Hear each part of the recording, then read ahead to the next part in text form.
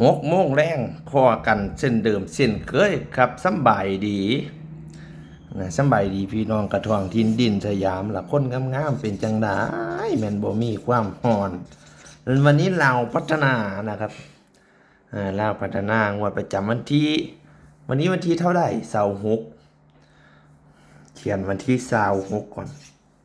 26สิงหาคมปี2029ปี2000เท่าใดก่อน2569นะครับของฝากของต้อนก็ยังทรงให้คือเก่าคือเดิมครับ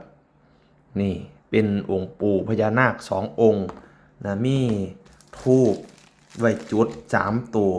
แล้วก็ผ้ายันผืนน้อยแต่ว่าขังเอาไว้ติดหน้าบ้านกันคุณไส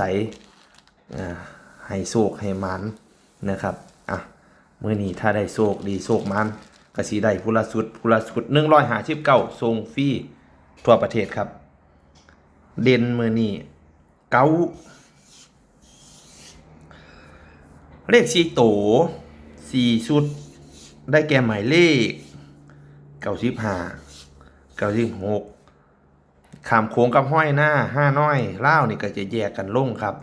ห้อยหน้านี่ลงเที่ยงส่วนลาวข้ามโค้งนี่ลง6 โมงแรงนะครับก็เว้นวรรคช่วงหนึ่งให้พี่น้องได้หายใจแต่ว่าของ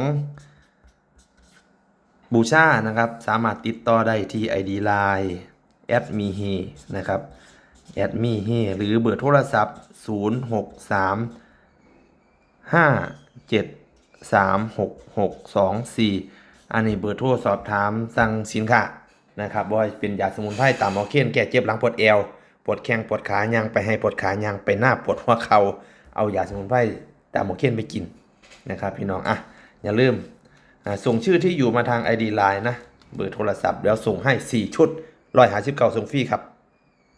โชคดีโชคมัน